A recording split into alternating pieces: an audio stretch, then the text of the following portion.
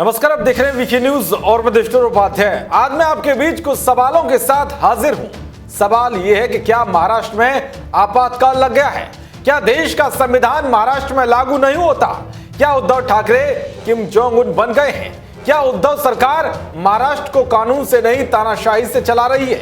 क्या कांग्रेस के आदेश पर उद्धव ठाकरे सत्ता का उपयोग अभिव्यक्ति की आजादी पर प्रहार करने के लिए कर रहे हैं? क्या सच्चाई की आवाज को लोकतांत्रिक देश में हिटलरशाही की एड़ी से कुचला जा सकता है?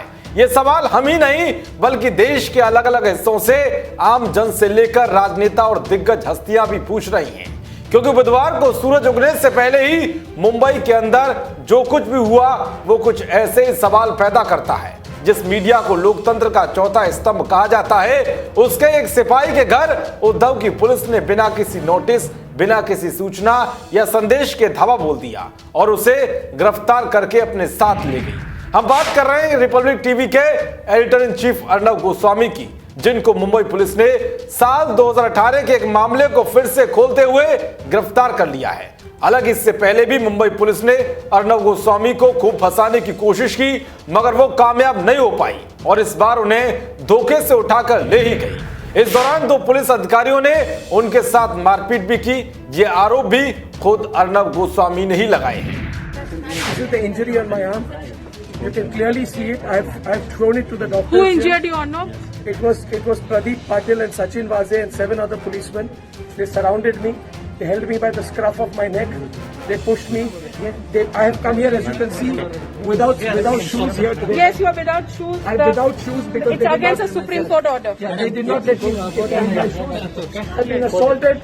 I want the people of the country to know. Don't push me. Don't push me. I want the people. तो देखा आपने किस तरह से मुंबई पुलिस ने तानाशाही दिखाते हुए एक जाने माने पत्रकार के साथ अभद्रता की है। मगर अब उद्धव की पुलिस को यह सब करना महंगा भी पड़ रहा है, क्योंकि सच्चाई की आवाज को सत्ता की ताकत से दबता देखकर देश की जनता अर्नब के समर्थन में सड़कों पर उतर आई है। कांग्रेस और शिवसेना के साथ ही मुंबई पुलिस के खिलाफ मोर्चा खोल दिया है। साधु संतों से लेकर आमजन और सेना के पूर्व अधिकारियों से लेकर राजनेताओं और देश की जाने मानी हस्तियों ने उद्धव सरकार और मुंबई पुलिस की कड़ी आलोचना की।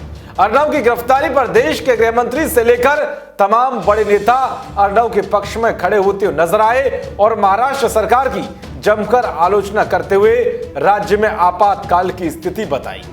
जिस तरीके से हमारे रिपब्लिक चैनल के editor in chief Arnab Goswami को गिरफ्तार किया गया है, वह बताता है कि कांग्रेस की मानसिकता और महाराष्ट्र सरकार की मानसिकता किस तरीके से प्रजातंत्र का गला घोटने पर उतारू है और आमदा है। मैं इसकी घोर निंदा करता हूं और यह पत्रकारिता प्रजातंत्र पर एक बड़ा भारी आघात है, जिसके बारे में भारत की जनता को आगे जाना चाहिए। कांग्रेस तो लोकतंत्र का गला घोंटती है। 1975 में इसने देश पर इमरजेंसी थोपी थी और आज भी आपने देखा होगा देश के एक बहुत बड़े पत्रकार को केवल अपने स्वयं की तुष्टि के लिए गिरफ्तार करके लोकतंत्र के चौथे स्तंभ पर हमला करने का कार्य कांग्रेस कर रही है।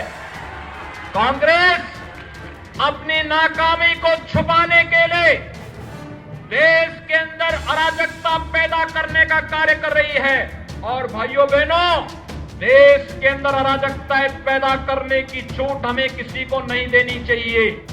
उधर सड़कों पर अर्नब को रिहा करने के लिए लोगों ने हाथ में इंसाफ की मशाल लेकर दिल्ली के जंतर मंतर से लेकर देश भर के कई इलाकों में उद्धव सरकार के खिलाफ मार्च निकाला।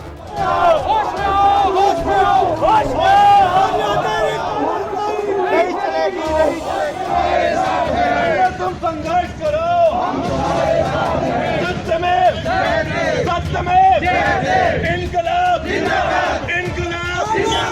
तख्ती हाथ में लेकर उद्धव ठाकरे और महाराष्ट्र सरकार के खिलाफ सड़कों पर उतरकर मोर्चा खोल दिया है और हर किसी ने यही कहा कि उद्धव सरकार यह हरकत बदले की भावना से कर रही है। ऐसे में हर तरफ से उद्धव सरकार की छीछा लेदर हो रही है, यानी कि साफ है कि उद्धव सरकार की तानाशाही के खिलाफ देश में गुस्सा है और यह गुस्सा आने वाले दिनों में कांग्रेस, एनसीपी और शिवसेना के गठबंधन वाली महाविकास अघाड़ी के लिए मुश्किलें पैदा कर सकता है। देश और दुनिया की तमाम खबरों को पाने के लिए देखते रहिए वीकी न्यूज। नमस्कार।